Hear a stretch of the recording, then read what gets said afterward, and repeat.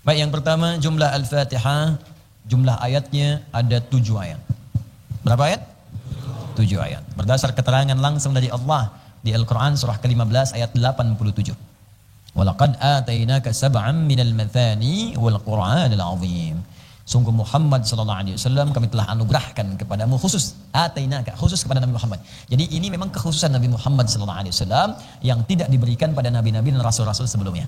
Gak dapat, cuma Nabi Muhammad saja. Maka berbahagialah kita yang memiliki nabinya Nabi Muhammad sallallahu alaihi wasallam. Spesial. Jadi kalau sudah ada Nabi Muhammad dengan syariatnya, enggak usah baca-baca lagi yang sebelumnya. Ini sudah dapat yang paling spesial, pilih yang biasa. Kayak beginilah, udah dapat kelas eksekutif malah masuk ke ekonomi. Ya. Ini kan fatal gitu. Tidak dapat eksekutif, kenapa ditinggalin? Masuk ekonomi.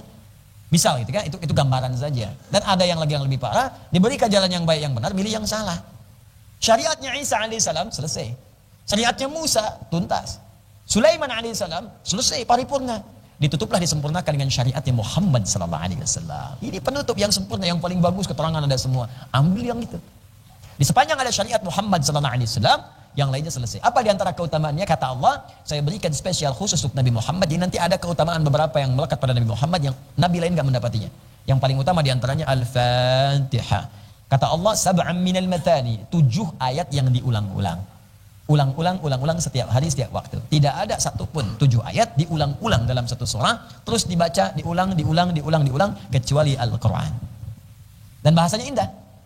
Bahasanya indah. Sab'an minal mathani, bukan sab'an minal mukarrar. Padahal bisa, mukarrar itu diulang juga. Kenapa menggunakan kata tasniyah? Tasniyah itu bukan sekedar diulang. Sesuatu yang mengandung keindahan. Sesuatu yang mengandung pujian.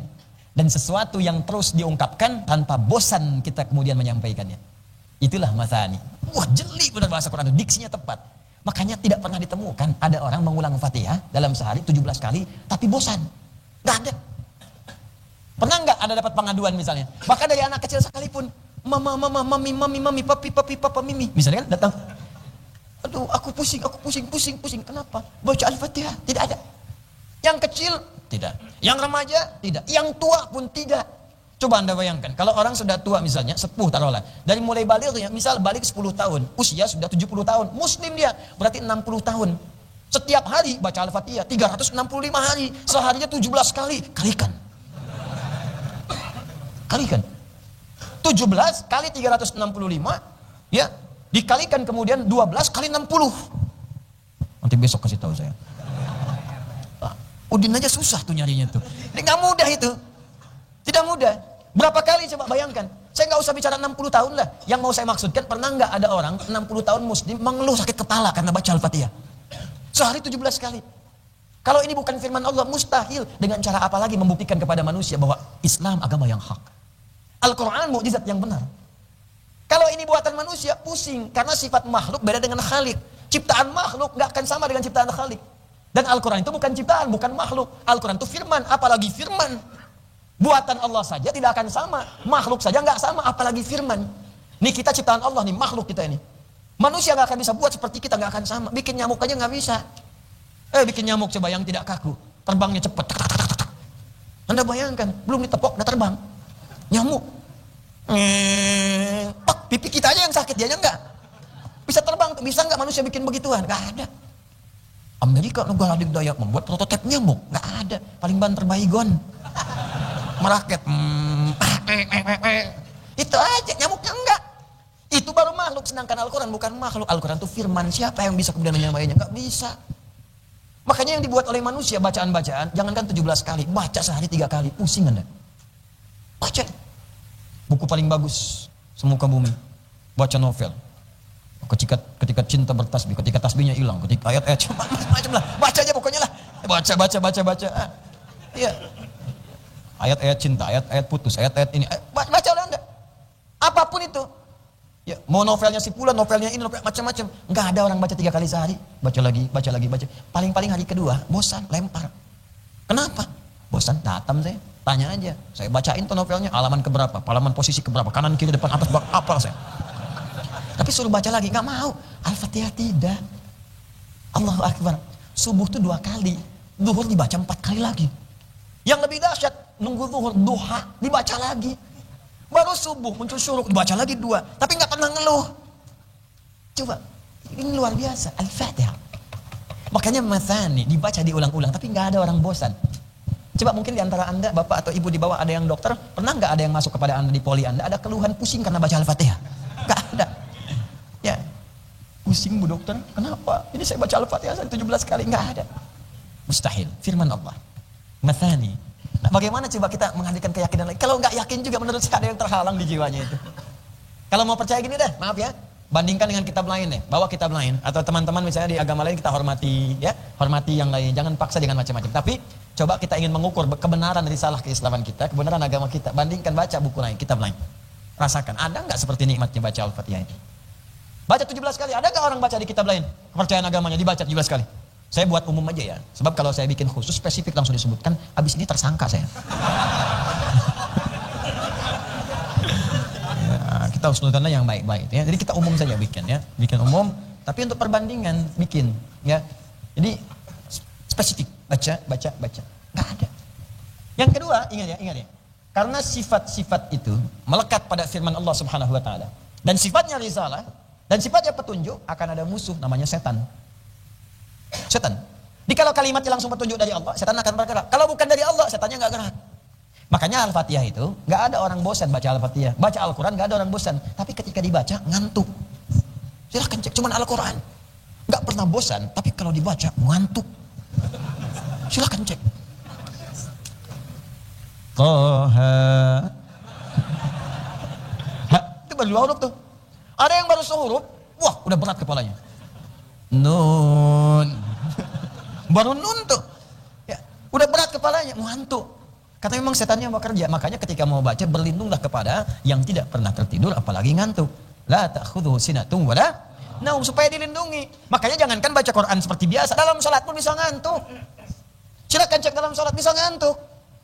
Kalau Anda baca hadisnya dengan lengkap, misal di Abu Daud lah, dari hadis nomornya 857 itu, dari mulai bertakbir. Ya idza udzina faqara syaitanu wa alaihi dharatun. Kalau adzan dikumandangkan, setan lari meninggalkan anak Adam sambil dengan terkentut-kentut, terbirit-birit. Maksudnya kalau adzan ada baunya pun dia nggak mau cium, saking bencinya dengan suara adzan. Artinya kalau ada orang nggak suka dengan suara adzan, itu dia sedang disusupi oleh syaitan.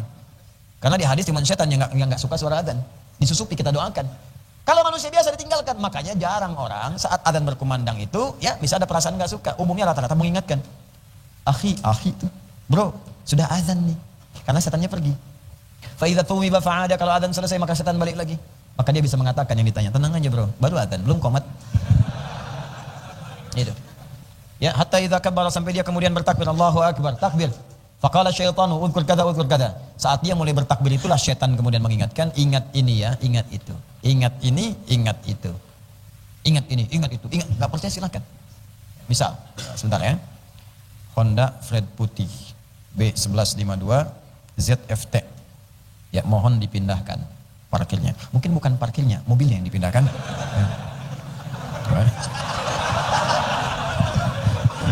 Parkir dipindahkan, orang nggak bisa parkir lagi besoknya. Ya, Honda Fred putih ya, teman-teman yang diamanahi oleh Allah. Honda Fred putih ya, Fred warna putih B1152 ZFT, mohon dikondisikan ya, disesuaikan parkirnya. Coba disesuaikan, barangkali mungkin ada di sekitaran tempat kita, di rumah yang punya haknya untuk bisa mendapati akses untuk keluar atau masuk ya. Mohon dikondisikan. Semoga Allah muliakan Anda insyaallah. Baik, sampai di mana tadi setan? Ya. Udhkur kada, ingat ini, ingat itu. Jadi baru takbir itu, setan memberikan waswas, ingat ini, ingat itu. Makanya ini nyata nih, ini benar-benar nyata. Kalau Anda nggak percaya, sebelum sholat itu kita bisa fokus kita. Tapi begitu bertakbir, benar kata Nabi, begitu Allahu Akbar, mulailah muncul di kepala kita. Bahkan yang tak ingin kita ingat.